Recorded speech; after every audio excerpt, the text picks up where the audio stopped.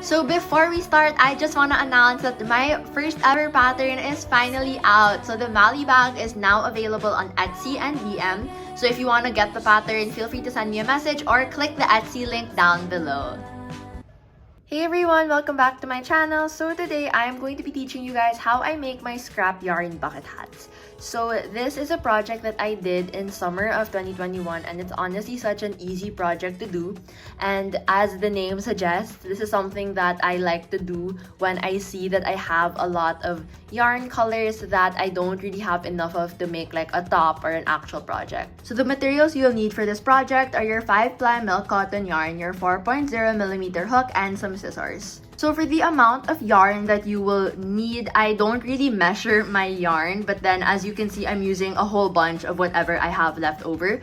But if you want to follow my technique of having the same color yarn for the top of the hat and the brim, I would suggest to have at least 100 grams for that color.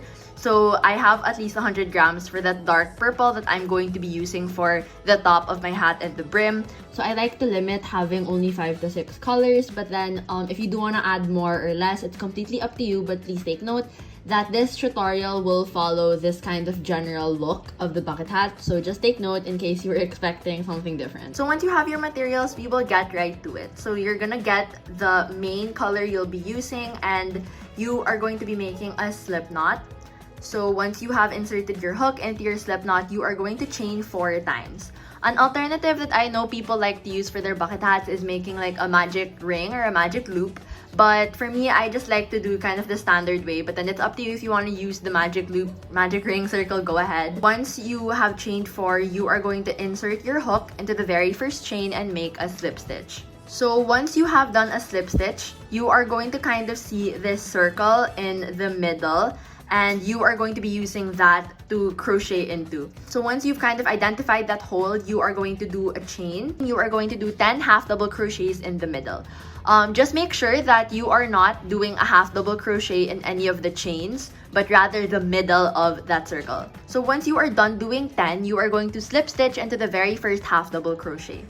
And for some reason, I completely lost the clip of this, so I'm so sorry. But then I do have this written pattern out on screen, so feel free to pause right now so that you can kind of take note. But basically for the top of the bucket hat, this just means increasing in every single row.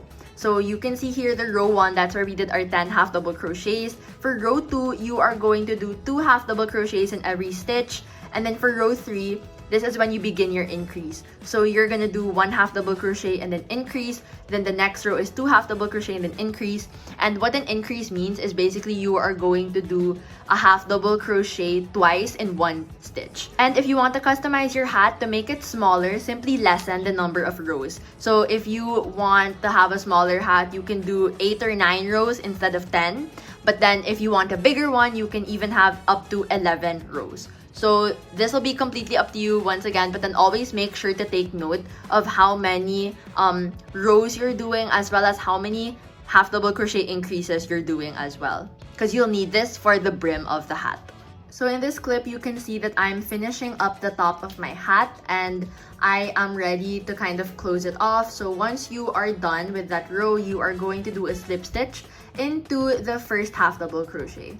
So that officially ends the top of the bucket hat. And once you're done, you are going to begin the body of the bucket hat. So to break down the body of the bucket hat, this will all in all be 10 rows. But again, it's up to you if you want to increase or decrease the number of rows. Obviously, increasing it makes for a longer bucket hat, then decreasing makes for like a shorter bucket hat. So for row number 1, this is the only row that you are going to be doing a little bit differently.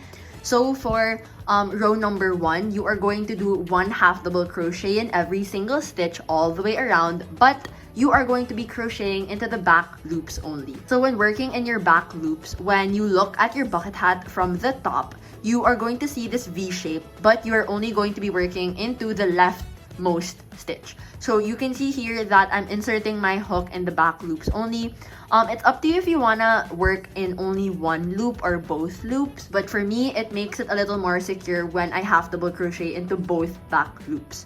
So you'll know that you're doing this correctly when you begin working on it and then you see sort of this border around.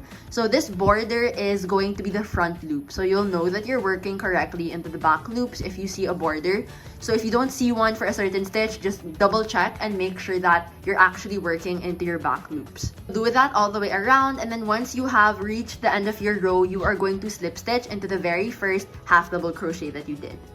So now we're working on rows 2 to 9. So for this is going to be the exact same thing. So after you slip stitch from the previous row, you are not going to chain one anymore, but rather you are going to go right ahead and do half double crochets in every single stitch all the way around.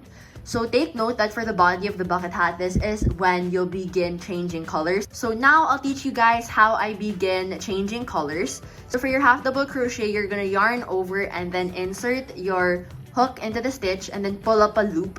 And then when you pull up a loop, you'll see that you have 3 loops on your hook. And then instead of pulling through all 3 loops with the same color, you are going to get your new color, make a slip knot, and then insert it in your hook and then pull through all 3 loops. So for this, something that I like to do is I also like to carry my main color yarn when I'm changing yarn color. So I always carry that dark purple one in every color change that I do. And here you can see that there's a tail in the slip knot. So sometimes I know it's hard to hide those tails after you're done with your bucket hat. So something I like to do is I kind of secure the tail of the slip knot as I'm doing my half double crochet. So I'm gonna hide it there as well.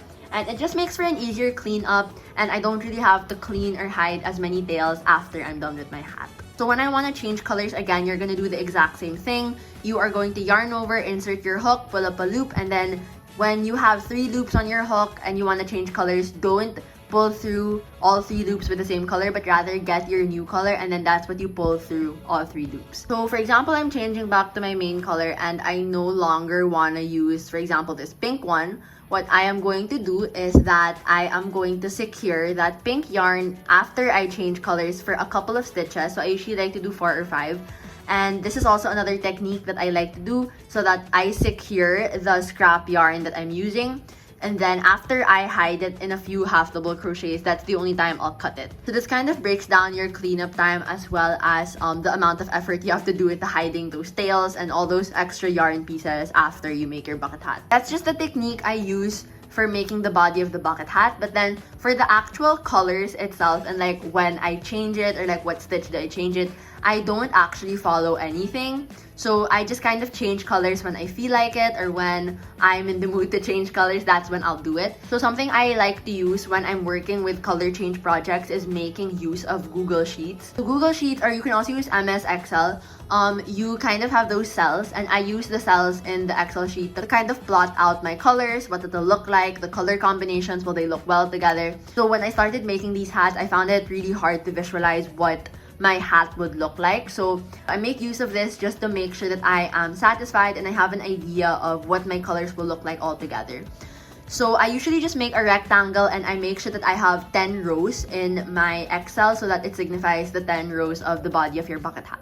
So I don't follow this stitch per stitch, but then if you do, that's completely up to you. But for me, since I just want to have a general idea, I'll play around with shading in the colors, what side will have more of what color, and when I'll change back to my yarn and everything. So it's completely yours to play around with, but then if you want to be exact, I usually make sure that one cell is equal to 1 stitch. So if you have, let's say, 100 stitches all the way around your bucket hat, you can have 100 columns that will signify the stitches of your bucket hat. So again, I just use this as a guide, not as an exact measurement for when I change back to my yarn or when I change colors. So once I'm done with this row, I'm gonna slip stitch into the first half double crochet and then repeat that whole process all over again. So something to remember as well when you're making the body of the bucket hat, you really have to trust the process. So when you start seeing the first 3 rows of the body of your bucket hat, you may be kind of like disappointed because it looks ugly, but trust me, it does look really messy for the first few rows. But once you're able to build it up and you get to your like 8th row or 9th row, it'll look really pretty. So just trust the process. Don't be too worried about like it looks ugly now, because it will get better in the long run. Once I'm done with the body of the bucket hat, I'm going to make a slip stitch into the very first half double crochet. Now we're going to be working on the brim of the hat. So this is why I said it's important to take note of how many half double crochet increases you do, because you will be basically continuing that half double crochet increase in the brim of your hat. To further explain, I am showing right now on screen the diagram for the top of the hat, and you can see here that our row 10, which is the last row, we ended with doing 8 half double crochets and then an increase. So for row number 1 of the brim of the hat, you are going to basically continue this. You are going to do 9 half double crochets and then increase. I like to do 8 rows for the brim of the hat. So again, it's up to you if you want to decrease or increase this, but of course increasing will mean that there's more material covering your eyes. If you lessen the number of rows, that means your brim will basically just be shorter. So it's up to you if you want to change colors in the brim, but for me, I'm only going to be sticking to my main color. So for rows 2 to 8, you won't be crocheting in the front loop only. You'll be doing like a regular half double crochet in both loops. So as you do your work, you should be seeing this kind of wavy effect happening. So something I like to do if I want a very wavy effect in the increase stitch, instead of doing 2 half double crochets in one, I will do 3. So doing this makes your hat like extra wavy. But again, that's something that it's up to you if you want to do it or not. But that's just a tip that I personally do. So for the last row of the brim of my bucket hat, I actually ran out of my purple yarn. That's why I'm switching to a white color for the brim. And when you're done, you're supposed to be ending with a slip stitch. So slip stitch into the first half double crochet of your last row. Pull up a loop and then you are going to cut it and pull through to secure it. And then you can just hide that tail in the stitches. So it's up to you how you want to clean that up. And you should just double check that you have 8 rows for the brim of your hat. And with that, that ends this tutorial. So I hope you guys were able to follow. If you have any questions or if anything was unclear, I do try to reply to comments as much as possible. So thank you guys so much for watching. I hope you guys enjoyed. Don't forget to leave a like and subscribe as well if you haven't subscribed yet. And check out all my other social media accounts. If you do choose to make this hat, please do tag me. I have Instagram, Pinterest, Twitter, and Facebook, and TikTok. So just make sure to tag all of those. And I'll see you guys next time. Thank you for watching. Bye!